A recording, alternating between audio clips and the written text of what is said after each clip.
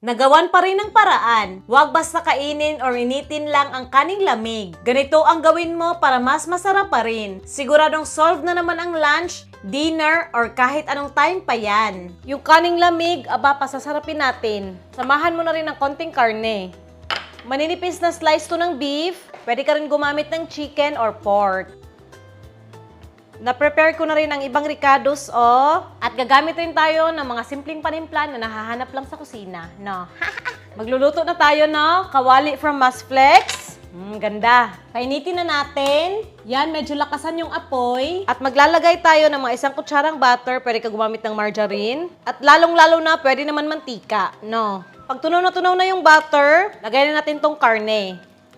Make sure na medyo mainit yung kawali, ha? Tapos lutuin lang natin ng mga 80%. Itong karne, hindi ko nilagyan ng panimpla, ha? Yan, bawasan lang ng mantika kung feel mo naman na sobrang dami. Ganyan na, at bago tuluyan tong maluto, ilagay natin sa gilid. Yan. Onion, 1 piraso, hiniwa-hiwa ko na. Lutuin natin to ng 1 hanggang 2 minuto para medyo lumambot lang. Ayan na, Ito na, after 2 minutes. Ang sarap na ng itsura. Ito na yung 2 cups ng bahaw. Ilagay natin dito sa gitna. Gitna, oy. Siyempre, lalagyan ko ng 1/2 cup ng corn. At 1/4 cup na hiniwa-hiwa kong spring onion. Yan. Masarap na ba tingnan? Siyempre, kulang, walang sauce. So, gagawa tayo. Sa bowl, maglagay ng 2 kutsarang toyo, 1 kutsarang oyster sauce, 1 kutsarang brown sugar or honey, paminta. Ayan, damihan natin. Haluin. Winner na naman ang sauce. Basta mas masarap pag madaming paminta. Ito na yung sauce, Sarap. Parang lasang barbecue sauce. Buhos na natin, Wow. Tapos 1 kutsarang butter ulit. Ayan na, diba? Paghaluin na natin.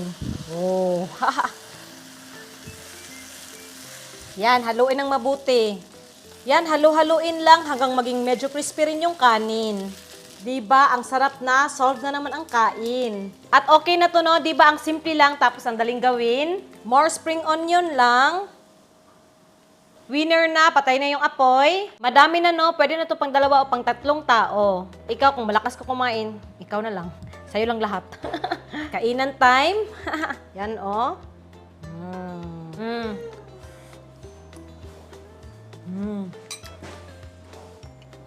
Sarap.